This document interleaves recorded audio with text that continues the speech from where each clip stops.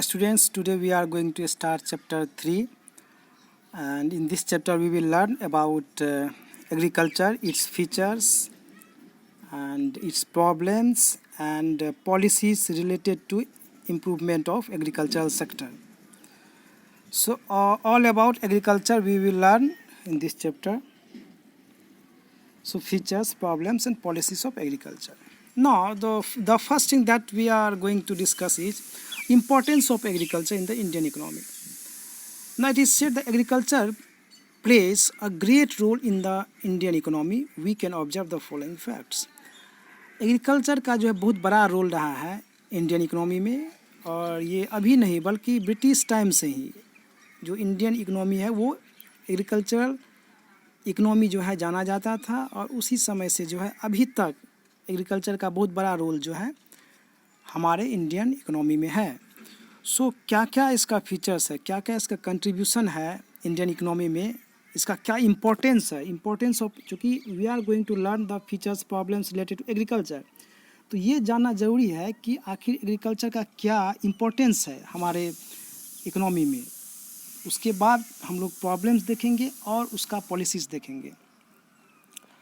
तो पहला है कंट्रीब्यूशन टू जीडीपी.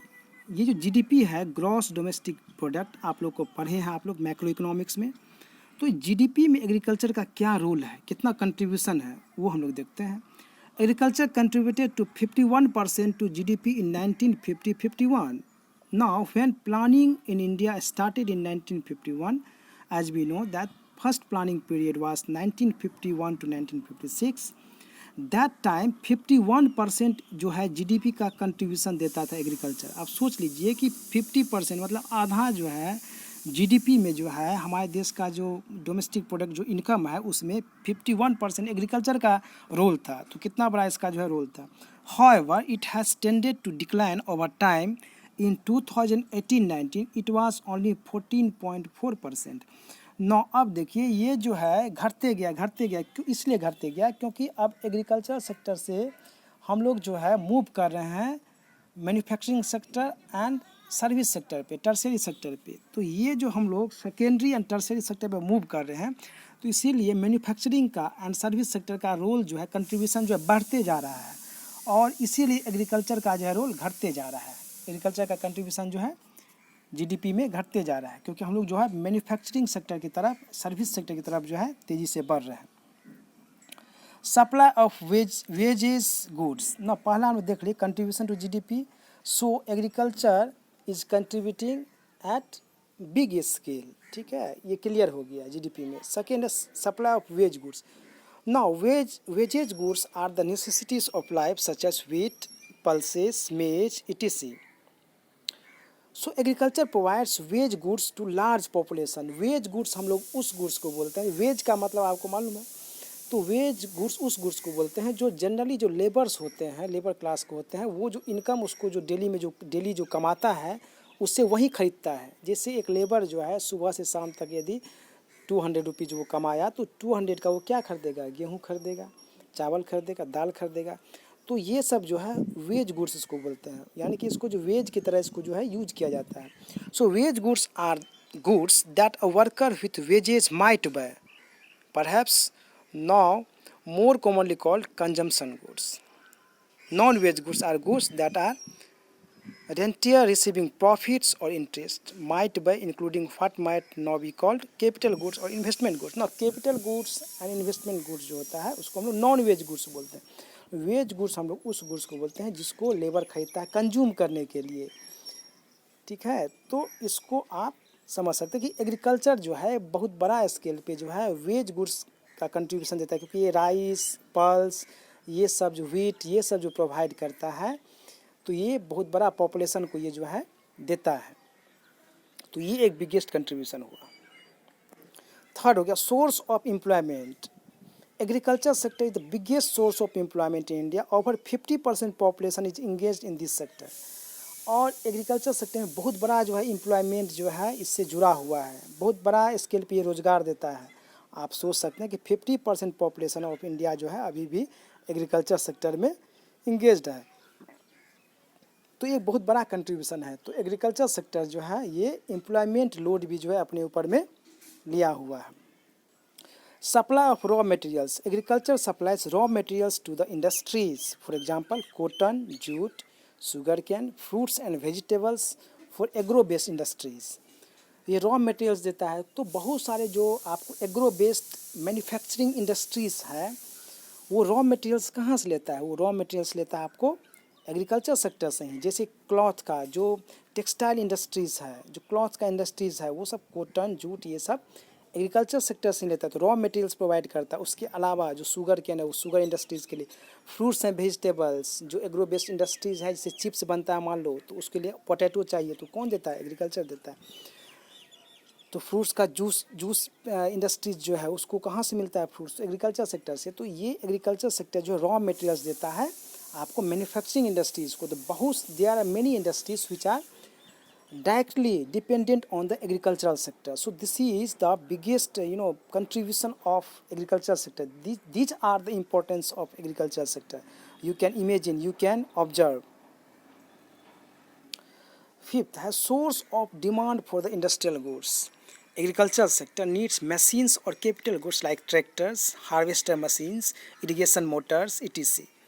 ना जो एग्रीकल्चर सेक्टर है वो जो है सोर्स ऑफ डिमांड भी है। तो बहुत सारे जो इंडस्ट्रीज़ है, जैसे मान लो ट्रैक्टर का इंडस्ट्रीज़ है, या फिर हार्वेस्टर मशीन्स का इंडस्ट्रीज़ है, जो इरिगेशन मोटर का इंडस्ट्रीज़ है, वो सब जो गुड्स देता है एग्रीकल्चर सेक्टर को, और उसके बदले में उसको इनकम जनरेट होता है, इसके बदले में वो जो है ग्रो करता है।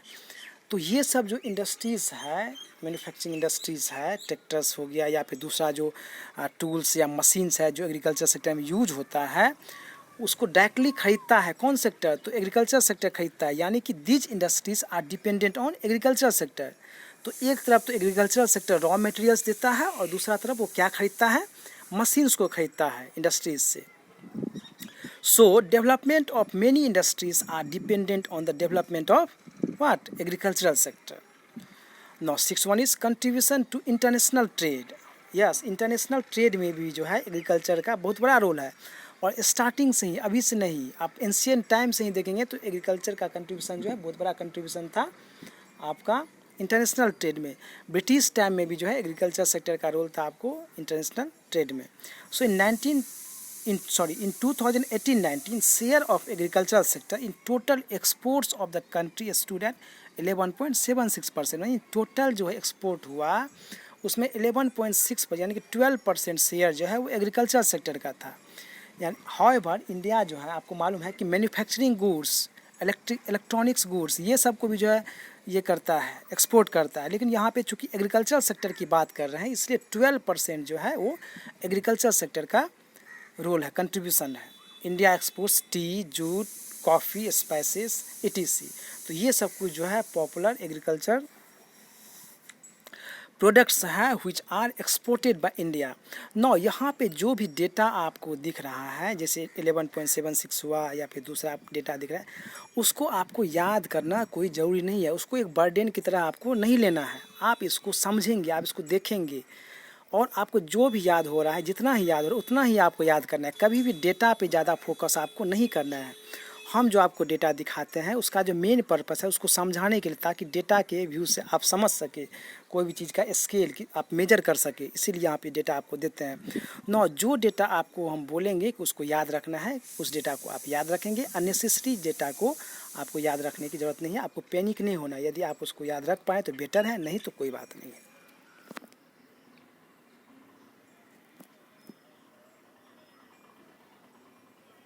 सेवंथ है contribution to domestic trade. It contributes to the domestic trade. Huge expenditure is done on the purchase of farm products. हाँ, जो डोमेस्टिक ट्रेड का मतलब ये हुआ कि ट्रेड हमारे कंट्री के अंदर में, हम इंटरनेशनल ट्रेड की बात नहीं कर रहे हैं। तो ये जो एग्रीकल्चर सेक्टर है जो बहुत बड़ा ट्रेड प्रोवाइड करता है। फार्म प्रोडक्ट्स जो इंडियन जो कंज्यूमर्स है वो फार्म प्रोडक्ट्स जो है एग्रीकल्चर सेक्टर से खरीदता है, चाहे वो आपको जो है मिल्क हो गया, फ्रूट्स हो गया, या फिर कोई दूसरा जो प्रोडक्ट्स है उसको जो है डायरेक्टली खरीदता है। तो ये जो है डोमेस्टिक ट्रेड में, हमारे इंटरनल ट्रेड जो है उसमें ही बहुत बड़ा रोल प्ले करता है। Support to the transport industries. Eighth one जो है agriculture sector suppose the transport industries. It uses both railways and roadways bulk of goods are transported। Agriculture sector जो है ट्रांसपोर्ट इंडस्ट्रीज़ को भी सपोर्ट करता है, जैसे रेलवेज या रोड्स हो गया, इसके द्वारा जो है बल्क ऑफ गुड्स जो एग्रीकल्चरल प्रोडक्ट्स है उसको जो है ट्रांसपोर्ट किया जाता है वन प्लेस से अदर प्लेस पे, और उसके बदले में जो है पैसा दिया जाता है, उसके बदले में जो है इनकम जनरेट होता है। तो ये जो है एक बहुत बड़ा सपोर्ट है। जैसे रेलवेज बहुत बिग स्केल पे, बिग लेवल पे जो है आपको एग्रीकल्चर प्रोडक्ट्स को different parts of the country में आपको ट्रांसपोर्ट करता है। तो ये जो है ट्रांसपोर्ट इंडस्ट्रीज जो है वो भी आपको डिपेंडेंट है एग्रीकल्चर पे। तो देखिए कौन कौन सा सेक्टर जो है, देखिए मैन्युफैक्चरिंग सेक्टर वो डिपेंडेंट है एग्रीकल्चर पे, ट्रांसपोर्ट इंडस्ट्रीज़ वो भी है डिपेंडेंट है एग्रीकल्चर सेक्टर पे, और ये जो इंडस्ट्रीज़ है, ये जो मैन्युफैक्चरिंग इंडस्ट्रीज़ है, ये रॉ मटेरियल्स के लिए भी डिपेंडेंट है और डिमांड के लिए भी, मार्केट के लिए भी, क्योंकि उसका जो है इंडस्ट्रीज़ का जो है बहुत सारे प्रोडक्ट्स जो है, जो मशीन्स है, टूल्स है, उसको एग्रीकल्चर सेक्टर जो है उसको ख़रीदता है, तो मार्केट भी हो रहा है और रॉ मटेरियल्स भी दे रहा है। तो ये दोनों तरह से जो है वो डिपेंडेंट है। So these are some of the contributions of agriculture sector in India. हम लोग आज जाने कि क्या इम्पोर्टेंस है एग्रीकल्चर सेक्टर का इंडियन इकोनॉमी में। उसके बाद हम लोग जो है फिर देखेंगे इसका क्या प्रॉब्लम्स है और उसके लिए क्या जो है पॉलिसीज़ लाया गया, उसके लिए क्या जो है इम्प्रूवमेंट किया गया और हम लोग क्या क्या इम्प्रूवमेंट किए हैं। All this things will be discussed in coming classes. Okay, thank you.